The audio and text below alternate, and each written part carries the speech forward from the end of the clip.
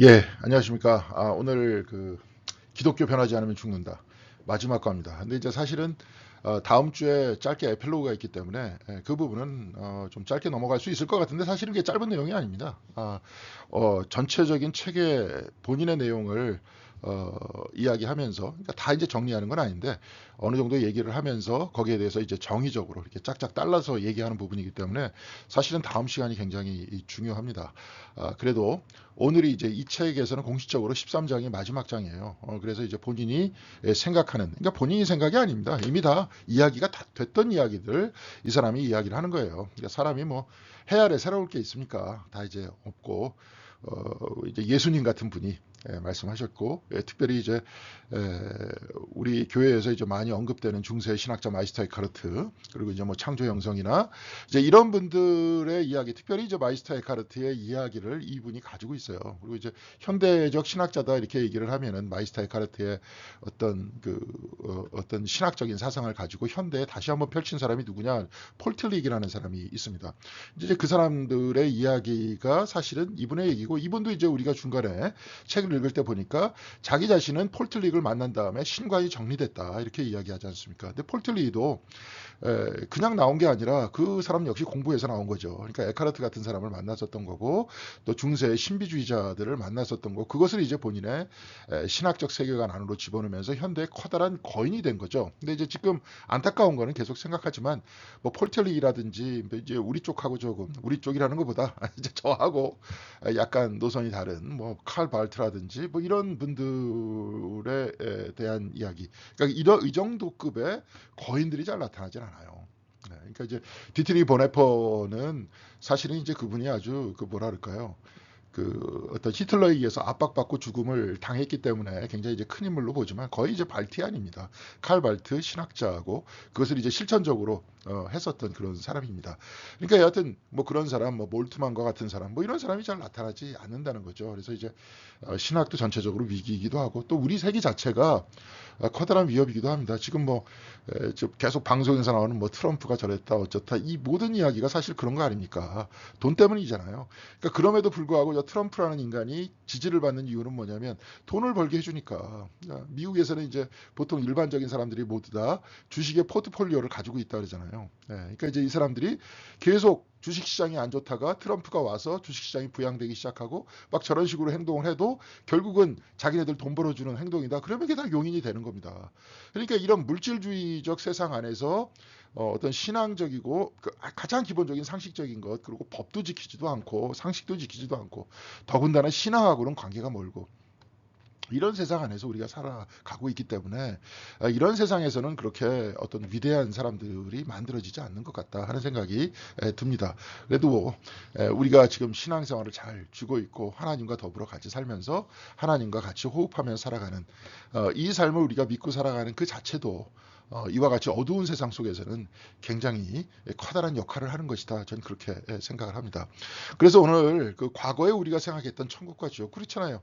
우리도 과거에 이제 여기 이 책 뭐 번역했었던, 아마 이제 번역은 그분이 안 했지만 같은 기독교 출판사에 있는 홍정수 교수라는 분이 그런 얘기했어요. 아니 천국에 가서 영원히 그 삶을 산다고 생각을 해봐라 한번. 맨날 천사들의 나팔 소리 들려오고 뭐 빛과 같이 찬양하고 막, 근데 그것도 하루 이틀이지. 그게 영원히 그런 데 산다고 생각해봐라. 이렇게 한번 얘기해 준 적이 있었거든요. 그러니까 사실은 거기까지는 생각을 안 했었던 거죠. 이 삶이 굉장히 힘들고 고달프기 때문에 천국이라는 곳에 가가지고 내가 영원한 행복을 누리겠다고 하는 막연한 희망과 기대감이 어떤 그 신앙적인 어떤 파워를 가지고 있었던 거지, 막상 거기에 가가지고 생각을 한번 해보자 이렇게 얘기한 것에 대해서는 글쎄요, 뭐 그렇게 생각하잖아요. 그러니까 이제 우리가 관념적으로 생각하는 천국, 또 관념적으로 생각하는 지옥, 이런 개념이 지금 현대 과학에 의해서 또 인간이 이제 어떤 그 가지고 있는 세계관에 의해서 많이 흔들리고 있다. 네.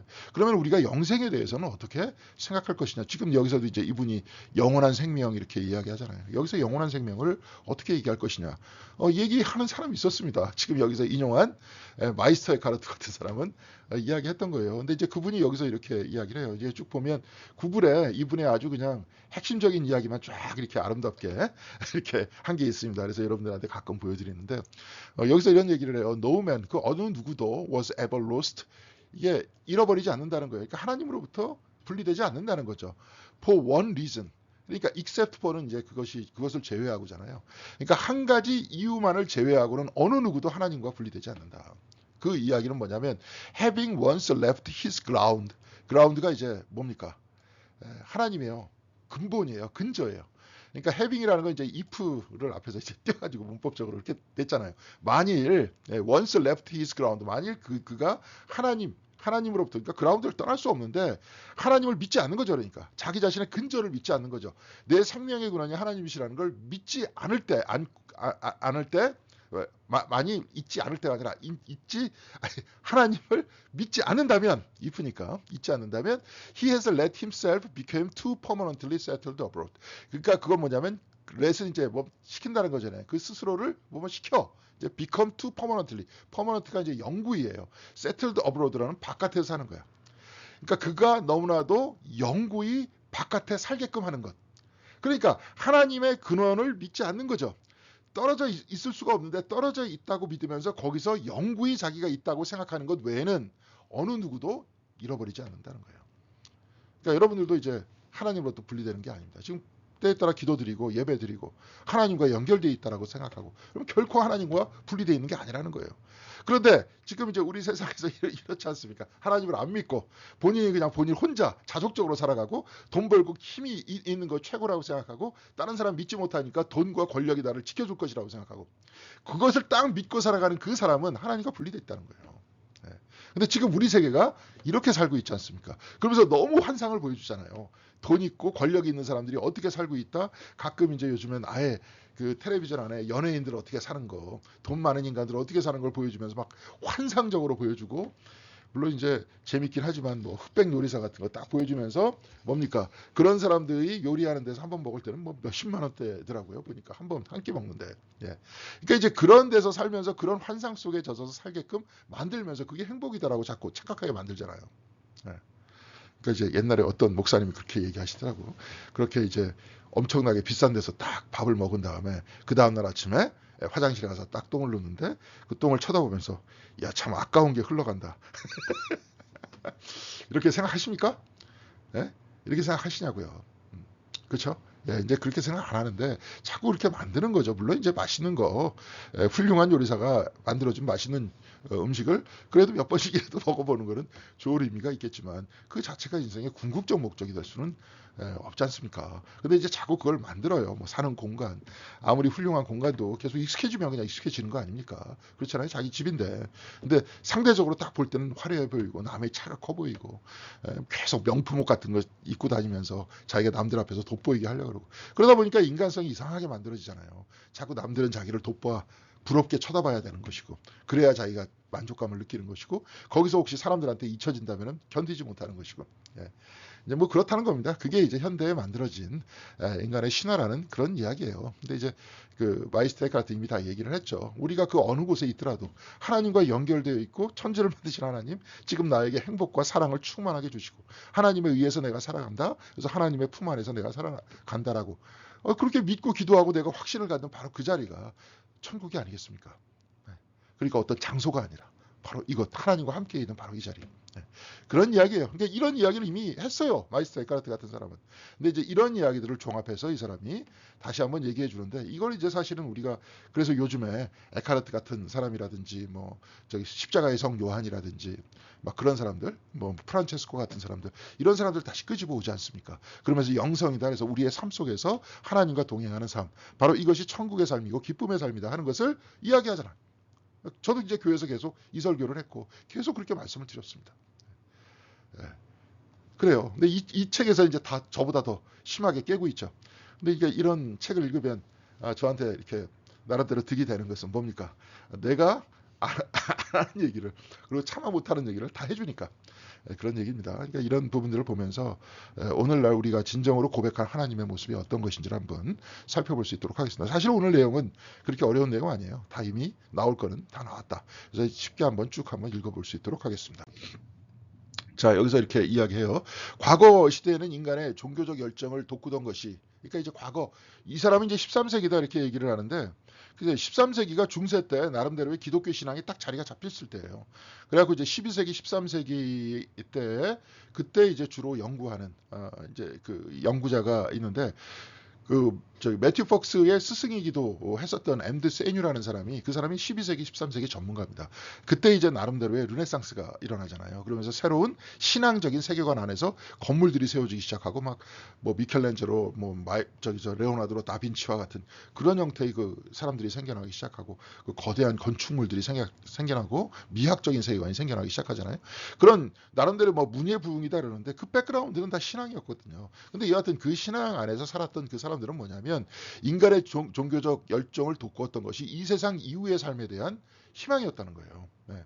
그러니까 사실은 지금은 뭐 사람들 오래 살잖아요. 지금 뭐 요즘에는 80대 죽어도 사람이 야 이게 좀 아쉽다 그러잖아요. 얼마 전에 안성기 씨가 죽었는데 오늘 장례식 한다 그러더라고요. 74세에 죽었다 그러면 야 젊었을 때 죽었다 이러잖아요. 근데 옛날에는 대부분 성서적으로 사람이 얘기할 때 인간의 목숨이 70이다. 강건하면 80이다. 이런 얘기 하지 않습니까? 그때 당시까지만 하더라도. 근데 지금이야 더 오래 살잖아요. 그리고 옛날에는 전염병이 많았지 않습니까? 그러니까 70까지 80살까지 하면 하나님한테 복받은 인생을 산 거예요. 예. 그냥 큰 병 없이 중간에 그냥 죽는 것 없이 인간의 그 수명대로 장수했다.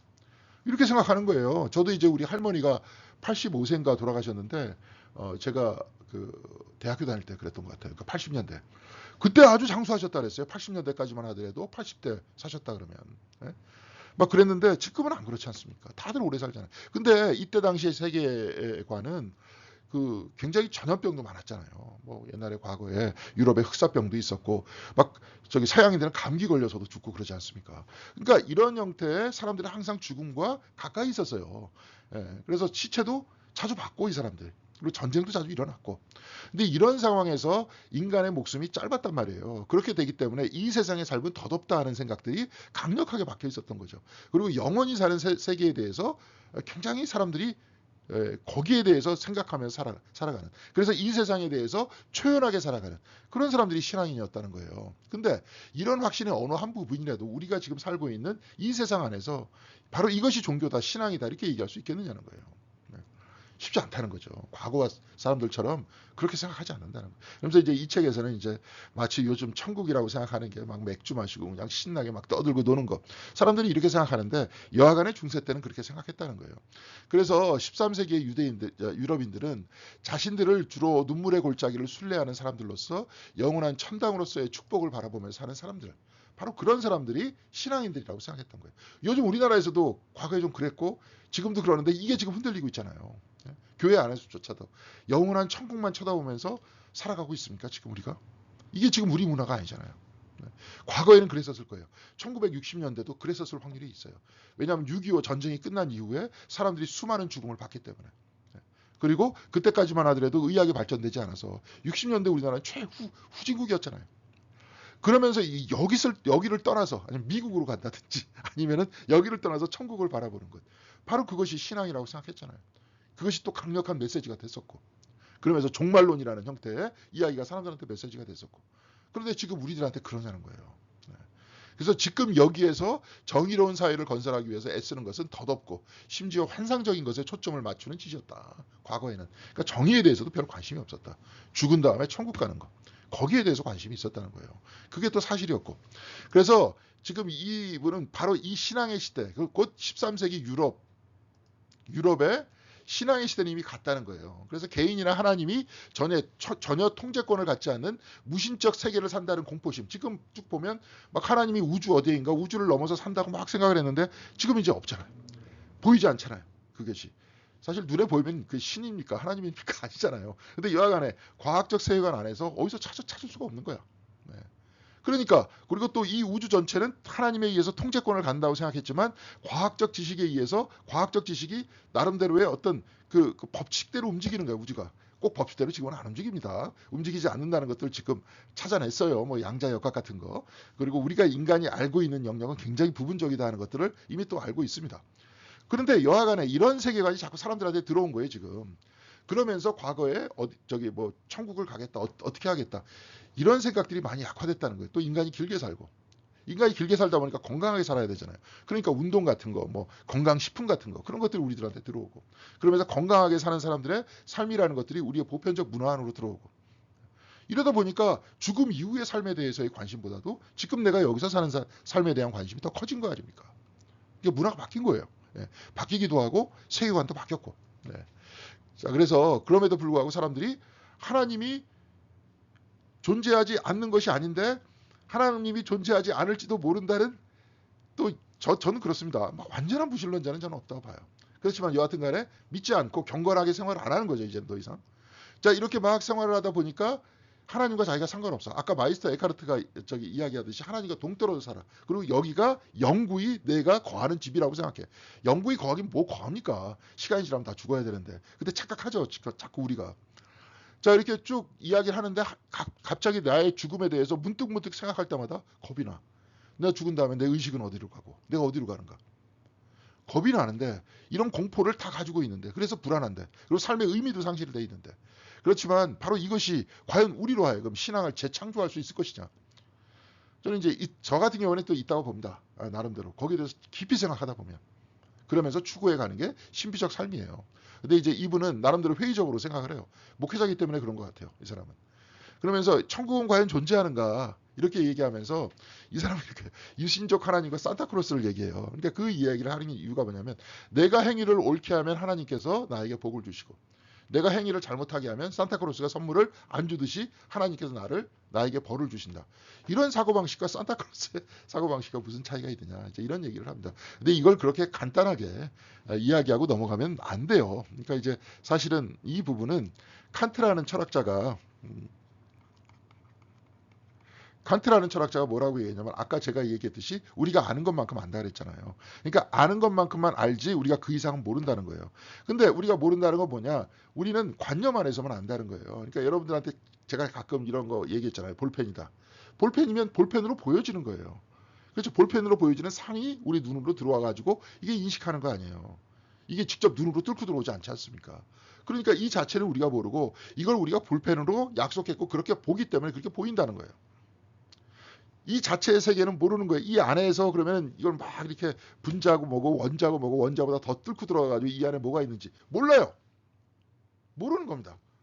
그런데 물 자체는 모르잖아요. 이 자체, 이 볼펜 자체는 모르고 그렇게 우리가 보여지는 것뿐만 알잖아요. 그러니까 칸트라는 사람이 뭐라고 얘기했냐면, 순수이성 비판이라는 책에서 하나님에 대해서도 모른다. 그리고 하나님에 대해서 증명할 수도 없다. 이렇게 얘기하는 거예요. 그렇지만 나중에 실천이성 비판이라는 윤리책에서 뭐라고 얘기하냐면, 하나님이 요청된다. 세상에 이 사람은 도덕적인 사람이었기 때문에 도덕적으로 사는 사람과 도덕적이지 못한 사람이 같이 산다 치자. 그러면 그 사람이 똑같이 죽었어. 예를 들어서 과거에 전두환이 나쁜 짓을 한 다음에 그냥 죽었어. 재판 뭐 해가지고 깜빵에 잠깐 갔다 왔지만 그 사람이 그 많은 사람을 죽인 거에 비해서는 너무 행복하게 잘 사는 거예요. 그러면 누군가가 광주에서 죽었던 그 사람과 그 사람이 같이 죽었는데 누군가가 거기에 대해서 심판을 내려야 될 거 아니냐라고 얘기를 하는 겁니다. 실천 이상 비판이라는 그 책에서 이 사람은 그래서 그렇게 얘기한 거예요. 하나님이 요청이 된다. 근데 그 부분에 대해서는 우리는 잘 모르죠. 예. 그렇게 잘 모르는 거예요. 그러니까 이분이 이제 뭐 산타크로스 같으냐 이렇게 얘기하는 것이 이렇게 가볍게 넘기면 안 된다는 얘기를 저는 이제 해드리기 위해서 그렇게 말씀을 드리는 겁니다.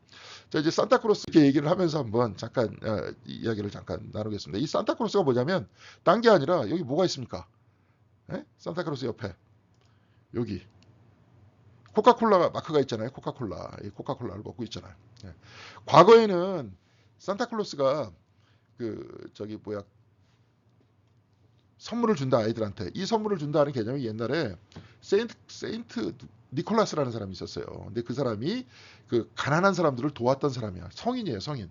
근데 그 성인에 대한 전설이 막 내려오기 시작을 하면서, 그 성인에 대한 전설이 뭐냐면 크리스마스 때 그 성인이 굴뚝으로 들어와 가지고 사람들한테 선물을 준다.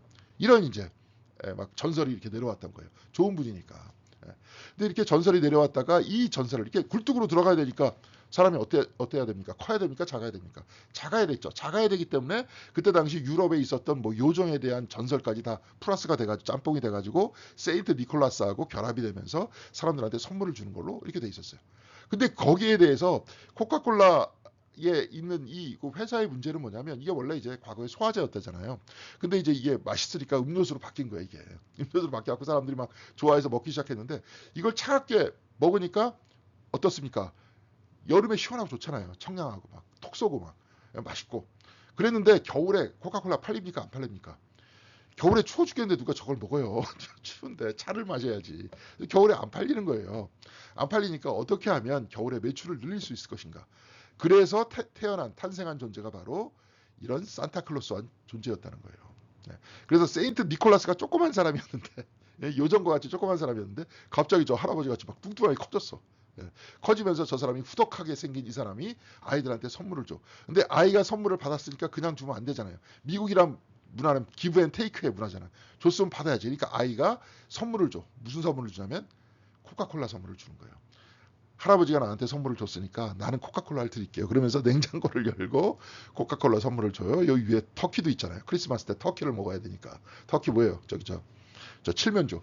그러니까 이렇게 이런 그림이 최초에 나왔던 거예요. 나오면서 이러면서 코카콜라 광고를 하기 시작했는데 사람들이 산타클로스 보면서 막 마시기 시작한 겁니다. 그러면서 막 저기 크리스마스 때 선물 주고받고 하는 것에 그 이미지에 결합이 돼가지고 그랬던 거예요. 그러니까 지금 이렇게 뭐예요? 선물 꾸러미가 이렇게 옆에 있고 산타클로스는 이렇게 먹고 있잖아요. 그러니까 산타클로스는 진짜 존재하는 실존 인물이 아니라 코카콜라 광고 모델이었던 거예요. 그게 지금 우리들한테 다가와서 애들이 다 선물 받는 걸 좋아하니까 뭡니까? 산타클로스가 크리스마스의 주인이 돼버린 겁니다. 그리고 이 세계관 안에서 사는 거예요. 진짜가 아니라. 어차피 우리는 그런 세계관 안에 산다 그랬잖아요. 아까 칸테 얘기하면서. 자, 이렇게 산타크로스를 하도 이제 크리스마스 때 과거에는 이제 코카콜라 광고 모델이었다가 이제는 산타크로스 때 다 크리스마스 때다 산타크로스만 얘기를 하니까 이제는 산타크로스를 바라보면 코카콜라가 기억이 안 나. 연상이 안 돼. 과거에는 연상이 돼 사람들이 막 사 먹었는데. 그래서 갑자기 광고 모델을 바꿨습니다. 누구로 바꿨어요? 북극곰으로 바꿨잖아요. 북극곰으로 바꾼 이유가 북극에서도 곰이 코카콜라를 마신다. 그러니까 당신도 겨울에 코카콜라 마셔라. 이런 얘기입니다. 이런 얘기인데 하여튼 이게 이제 우리 문화가 돼서 크리스마스 카드 보면 싹 다 산타가 술록을 타고 있는 거고 막 이러다 보니까 사람들의 과학적 상상력을 자극을 해서 그러면은 산타클로스가 애들한테 선물을 다 주려면은 그 한 집안에 몇 초 동안 머물러 있어야 되느냐 또 이런 거 계산하고 앉아 있더라고요. 말도 안 되는 얘기인데 뭐 이제 그랬던 과거가 있습니다. 그래서 이분은 그런 얘기를 했다. 그래서 하나님이 징벌적 하나님이냐? 그래서 천국과 지옥을 보내느냐? 아, 이것은 우리가 가지고 있는 인간적 상상력하고도 잘 안 맞는 거냐? 이제 이런 이야기를 하는 거죠. 그래서 유실론적 하나님이라는 게 제가 이제 계속 이 얘기하면서 오해하지 말라 그랬습니다. 유실론과 무실론 개념이 아니라 어떤 바깥에 있는 인격적 존재. 그러니까 어떤 하나님이 어디에 우주 어디에선가 집을 짓고 사는 존재. 그래서 인간의 어떤 잘못된 점을 벌하고 뭐 잘된 점을 칭찬해주는 그리고 이 우주를 거기서부터 다 막 만들어갖고 운행하는 그런 이제 상상력을 이제 보이라는 거예요. 그러면서 이 포에르 바하의 이야기 비슷하게 얘기하는데 이게 뭐냐면 유신론적 하나님이라 인간의 욕구를 하늘에 투사한 거다. 그래서 좀 하늘 위에 올라가면 없잖아요. 구름 위로 올라가도 없고 하늘 위에 올라가도 없고 로켓 쏴도 없고 이제 그런 얘기 하는 겁니다. 그래서 천당이 하나님의 거처라면 하나님이 거하시는 것을 공간적으로 이해하기 시작해야 되는데 그럼 그 공간이 지금 찾아야 되는데 없잖아요. 그러니까 이제 계속 뭘 만들어내겠죠. 이 우주가 얼마나 많은데 뭐 공간이 얼마나 많은데 그런 얘기를 하지만 인간들은 그것들을 이미 가지고 있는 어떤 과학적인 법칙에 따라 가지고 보기 시작하는 거 아닙니까? 계산하기 시작했잖아요. 예. 그러면서 이 우주의 크기나 형태에 관한 우리의 인식을 다루기 시작하기 전부터 사후의 삶에 대한 우리의 이미지들의 붕괴를 이미 초래하기 시작했고 이미 가왔다는 거예요. 네. 그러면서 이 사람이 얘기하는 건 뭐냐면 개인주의는 서양 세계의 모든 사회에 대한 삶의 개념의 암묵적인 전제 조건이라고 얘기한 이유가 뭐냐면 과거에는 이제 사람들은 다 집단주의 중심으로 생각했다는 거예요. 부족주의 중심으로 생각했대. 그래서 부족 한 명이 잘못하면 집단이 다 몰살당하는 거였잖아요. 한 사람이 잘하면 다 괜찮은 거니까 부족 전체에 대한 책임의식을 가지고 살았다는 거예요. 근데 이제 개인주의가 나오게 되면서 이 각각의 개인들을 누군가가 심판하는 그 개념이 생겨나기 시작했다는 거죠. 그러면서 그거를 제일 먼저 봤었던 사람이 누구냐 이제 에스겔이라는 거예요.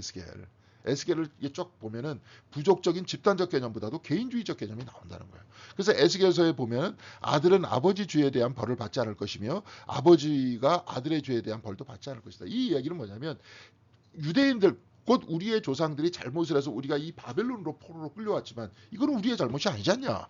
우리 부모의 잘못이지 않냐.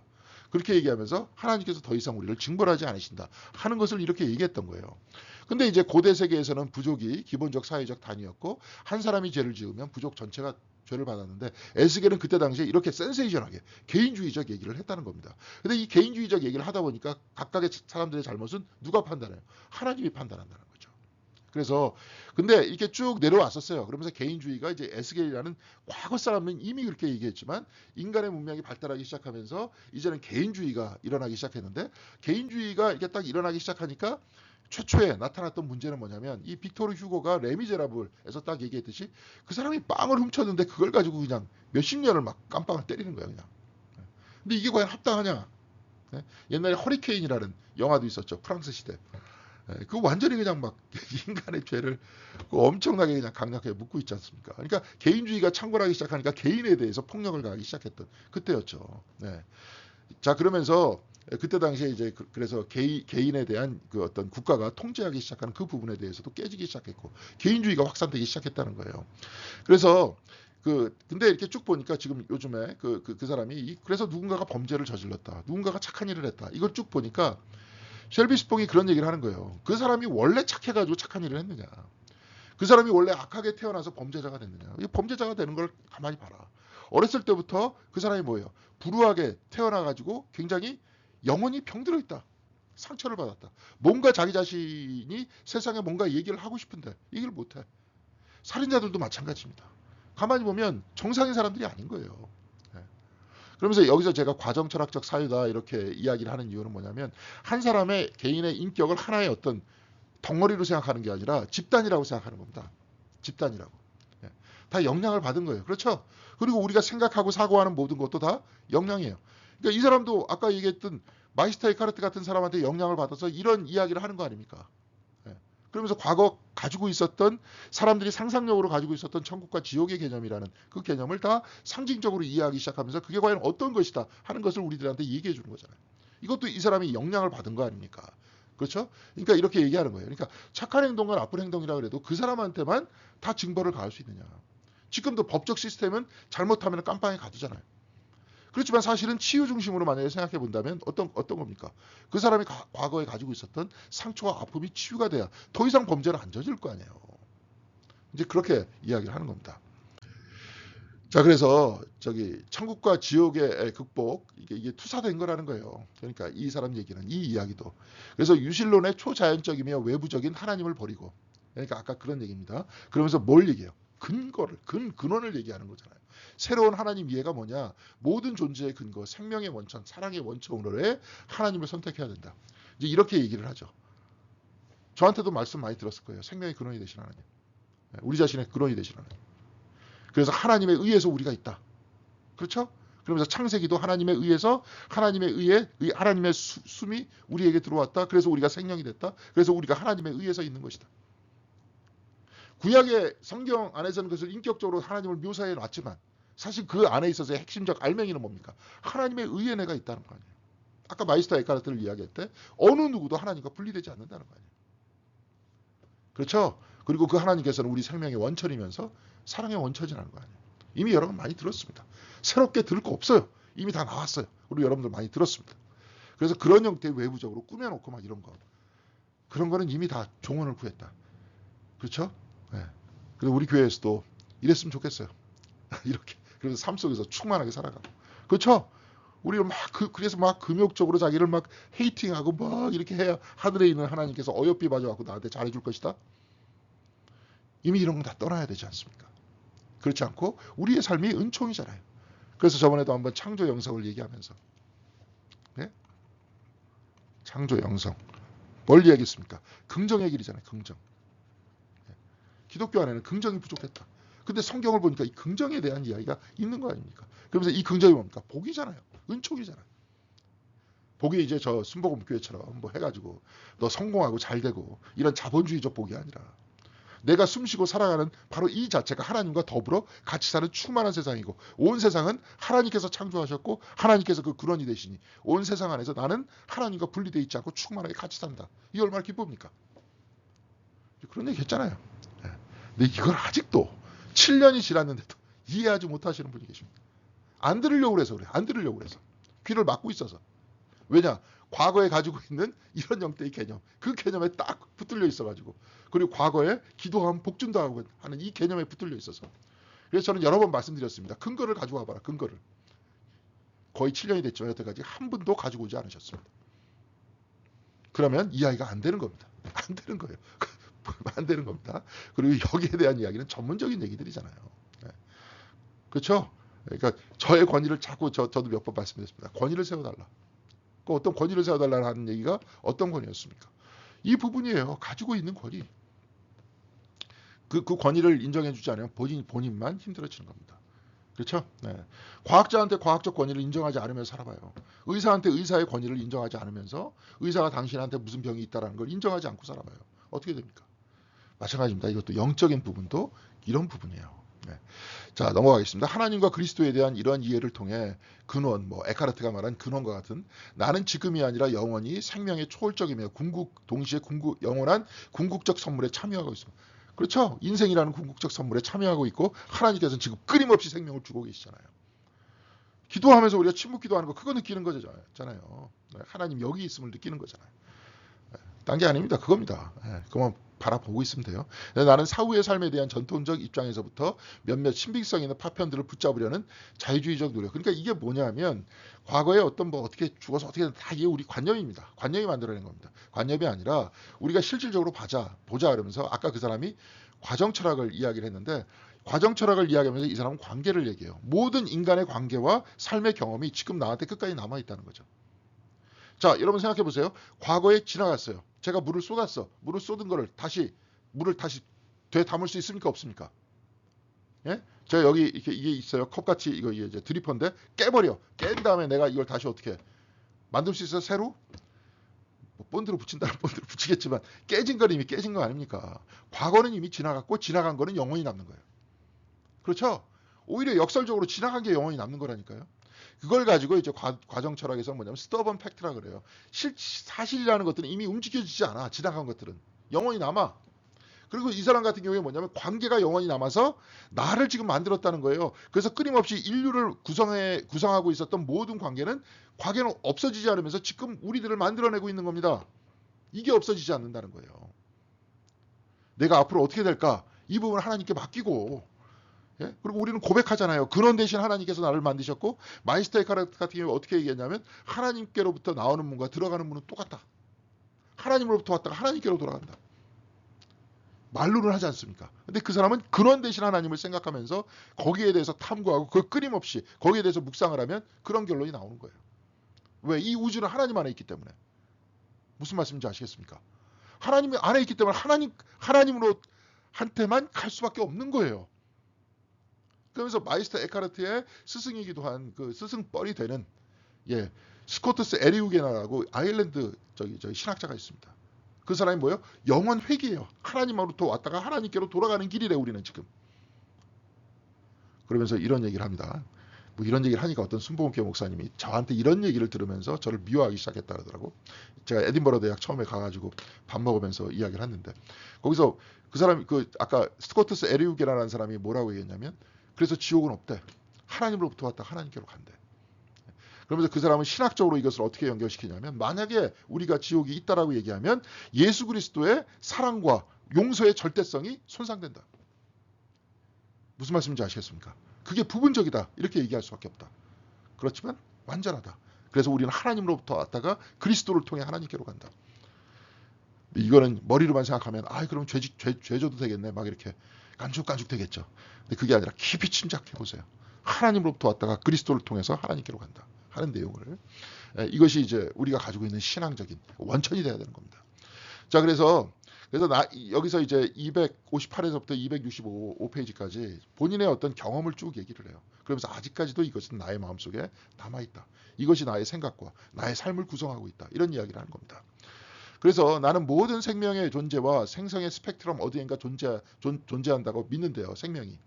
어느 스펙트럼에 의해서 막 만들어져. 거기서 생명이 나와. 그렇지만 그 근원은 하나님이세요. 그렇지만 이것이 우리를 속이는 스펙트럼인데 그 이유는 우리가 우리의 잠재적 존재에 잘 안 보인다. 받아들일 수 있을 때까지는 우리 자신의 존재의 깊이를 알 수 없기 때문이래요. 근데 어딘가에 존재하면서 하나님께서 근원이 되시는데 어떻게 해갖고 우리 부모님이 만나가지고 내가 태어났잖아요. 근데 나는 이 의식 안에서 의식에서 안에서 밖을 쳐다보고 있지 않습니까? 그러면서 근원 되신 하나님을 찾은 거 아니에요, 지금. 찾아서 그 하나님과 하나님에 의해서 내가 있다는 것들을 고백하는 거 아닙니까? 네. 그런 거잖아요. 그러면서 그럼에도 불구하고 우리는 그냥 근원 되신 하나님께서 생명 주신다고만 알고 있지. 그 근원의 존재의 깊이 하나님에 대해서 알 수 있어요, 없어요? 모릅니다. 그래서 마이스터 에카르트 같은 경우에 뭐라고 얘기했어요? 신과 신성이라고 얘기했죠. 신성. 하나님입니다. 하나님을 넘어선 하나님입니다. 그건 몰라요. 이건 폴틀리가 그렇게 또 얘기했어요. 하나님을 넘어선 하나님. 우리는 영원히 몰라요. 그런데 오로지 우리에게 생명 주시고 오셔서 우리를 통해서 우리를 구원해 주셨다 하는 것 외에는 모릅니다. 그렇죠? 네, 그런 얘기입니다. 그래서 근저로서의 하나님으로부터 오는 사랑이 낳는 힘에 대해서 이야기를 합니다. 현존하며 확장시키며 곧 하나님께서 지금 여러분의 근저 다 이해하실 겁니다. 신비적이며 부름으로의 하나님 이해는 성경이 나사렛 예수의 삶의 의미에 대한 비밀이라고 주장하는 거룩함의 의미. 곧 거룩함의 의미를 예수 그리스도께서 보여주신 거예요. 나와 아버지는 하나다. 내 근원은 하나님이시다. 그리고 너도 하나님의 아들 딸들이다. 그래서 주기도문을 가르쳐주면서 하늘에 계신 우리 아버지 이렇게 말씀하신 거 아니에요. 이것 때문에 신성모독이라고 돌아가신 거 아닙니까? 그래서 예수는 존재의 근거를 드러냈다. 하나님을 드러냈잖아요. 그렇죠? 그래서 사람들이 예수 그리스도의 모습을 보면서 바로 저분이 하나님이시다. 이런 얘기했던 거 아니에요. 자, 그러니까 우리는 때에 따라서 우리는 그 하나님과 접하면서 기도하면서 하나님의 사랑을 마음에 느끼면서 하나님께서 내 안에 현존하시고 확장시키시고 신비적으로 활동하신다는 것을 마음으로 딱 가닿았어. 느꼈어. 그 순간에 내가 착해지고 막 사람이 막 포용하려고 그러는데 제가 항상 여러분들한테 얘기했지만 갑자기 제가 차 잘 몰고 다니는데 깜빡이도 없이 팍 들어오기 시작하고 막 이러면 욕부터 터져나오죠. 그렇죠? 네. 이제 그때는 하나님과 뭡니까? 떨어져 있을래야 떨어질 수 없는데 있는 거죠. 까먹는 거죠. 내 근거가 하나님이시고 나는 그 사랑 안에서 살아가고 있다 하는 것을 까먹는 거 아닙니까? 그렇죠? 또한 존재의 근거에 닿았다는 거예요. 나의 존재가 사랑에 의해서 고양되고 사랑에 의해서 새로운 실제로부터 부름받고 뭐 새로운 실제라는 게 하나님이죠. 근저죠. 사랑을 통해 무한한 자유와 맞닿게 될 때 나는 내가 무시간적이며 영원하고 실제하는 것과 맞닿아 있다. 그러니까 천국은 죽은 다음에 시작하는 겁니까? 여기서 시작하는 겁니까? 여기서 시작하잖아요. 여기 맞닿아 있잖아요. 그리고 구체적인 우리의 인간적인 삶도 하나님 나라를 이루기 위해서 뜻이 하늘에서 이루어진 것과 같이 땅에서 이루면서 살아야 되는 거 아닙니까? 아까도 얘기했지만 환상적인 것을 자꾸 사람들 앞에서 보여주면서 저희가 천국이라고 얘기하지 말고 멸망으로 가는 길은 넓다 그랬잖아요. 네, 그렇죠? 그 길로 가지 말고. 즉 유한함과 죽음의 한계 너머에 있는 삶에 대한 나의 확신은 그런 경험 속에서 찾아볼 수 있으며 그 경험으로 통하는 나의 통로는 여전히 내가 그리스도라고 부르시는 예수다. 그죠? 그리스도가 가르쳐줬잖아요. 그리스도를 통해서 우리는 보는 거 아닙니까? 그렇죠? 부활을 통해서 너희들 안 죽어. 부활의 첫 열매가 되셨다가 바울이 얘기하면서 굳건히 붙들어라. 그렇죠? 그리고 세상을 향해서 가지 말아라. 진리는 바로 이곳에 있다. 이런 얘기 아닙니까? 예수는 그런 경험을 구현했던 분으로 자기는 믿죠. 맞죠? 바로 이것이 바로 사도 바울이 얘기하는 그리스도 안에서 우리는 살아가는 겁니다. 인 그리스도예요. 자, 그런 얘기를 했습니다. 그래서 나는 서양의 종교기관들이 사후의 삶이라는 개념에 대해서 설명해왔던 전통적 개념들이 무의미하다. 그러니까 저 같은 이제 목회자는 거기에 대해서 얘기할 필요는 없죠. 괜히 무의미하다 이렇게 얘기할 필요는 없는 거 아닙니까? 근데 우리가 얘기하는 천국은 바로 어떻게 해요? 하나님과 맞닿아 있는 바로 이곳. 이렇게 얘기해야 되는 거 아니에요. 네. 마치 스테반이 하늘이 열리면서 천국을 봤죠. 그리스도에 열리는 것은 열려 있잖아요. 그렇죠? 닫혀 있는 것이 아니라 충만한 삶은 무한하며 무제한적인 것이라고 나는 믿는다는 거예요. 그렇죠? 지금 여기서부터 무제한 것이 이거는 체험이에요. 하나님과 맞닿는 체험이에요. 그리고 내 근원이라는 그 믿음 속에 살아가는 그러면서 그 믿음이 나의 체험이 되는 거예요. 그래서 나는 우리가 영혼을 위해 준비하는 것이 종교적인 사람이 되고 규칙들을 잘 지키는 것에 의해서가 아니라 우리들 각자가 지는이 아니라 가지는 능력만큼 충분히 살아가요. 자기가 가지고 있는 능력. 난 이것이다니까 이 능력으로 살아간다 이겁니다. 열심히 사랑하고 용기 있게 실행하는 것에 의해서 나는 살아간다는 거예요. 무슨 말씀인지 아시겠습니까? 그것에 의해 그렇게 살아가는 겁니다. 뭐 환상에 의해서 그냥 로또 같은 거 붙들려고 그러면서 기도하면 로또 준다는 식의 뭐 이런 거 붙들면서 하는 게 아니라 뭐 그런 거 신앙생활 하는 사람은 지금 태완이지만 이제 우리 밝히 알아야 되는 거 아닙니까? 그리스도께서 가르쳐 주신 그 삶을 알아야 되는 거잖아요. 그렇죠? 그런 거예요. 그래서 우리의 과제는 사람들로 하여금 자신의 능력껏 그런 깊이 속으로 들어가도록 요청하는 거예요. 그리고 사람들한테 얘기하는 거 아닙니까? 여러분들은 하나님, 여러분들의 뿌리는 하나님이시다. 하나님께서 생명을 주고 계시다. 그렇죠? 그것이 우리는 예식을 통해서 우리 저번 시간에 얘기했지만 실제를 체험하는 것이다. 그런 거 아니에요. 그래서 내가 나의 깊은 곳에서 만나는 하나님은 무한하며 무제약적이며 초월적이며 내재적이며 실제하는 하나님이 된다. 내가 이 하나님을 아는 정도까지만 나는 인생의 의미를 알고 있죠. 아까도 얘기했지만 하나님은 우리도 모르잖아요. 그런 하나님을 내가 알아가는 거라 그랬잖아요. 그렇죠? 그냥 덮어놓고 믿는 게 아니라 그런 하나님을 알아가면서 깨닫고 삶 속에서 감동을 느끼면서 하나님과 동행해 가는 거 아닙니까? 바로 이런 신앙 속에서 나는 인생이 영원하다는 사실을 발견한다는 거예요. 그래서 저기 영생은 여기서부터 시작하는 거예요. 그리고 이분도 죽은 이후에 영생도 자기는 믿는다. 근데 이거 영생은 이런 식의 영생이다. 하나님과 더불어 접촉하면서 가는 것이다. 그래서 루터 같은 사람도 뭡니까? 영원히 자기는 하나님을 따라갈 것이다. 추적해 들어갈 것이다. 이런 얘기하지 않습니까? 자, 이런 이야기를 하고 있습니다. 그러면서 이런 신앙이에요. 그러니까 과연 이런 신앙이 미래에 도움이 될 수 있는 신앙이 되지 않겠느냐. 그렇죠. 그러면서 이 이야기는 이 사람이 얘기한 게 아니라 아까도 얘기했지만 마이스터에가 그 뿌리를 가지고 얘기하면 이미 바울과 그리스도께서 다 얘기하신 얘기고 그렇게 사셨던 얘기다. 그래서 우리가 성경을 읽으면서 그것을 다시 되찾고 그 전통을 아주 충실하게 살아왔었던 그 신앙인들을 다 모아서 신학을 다시 한번 구성하면서 우리가 살아나가자 하는 그 이야기를 하고 있는 겁니다.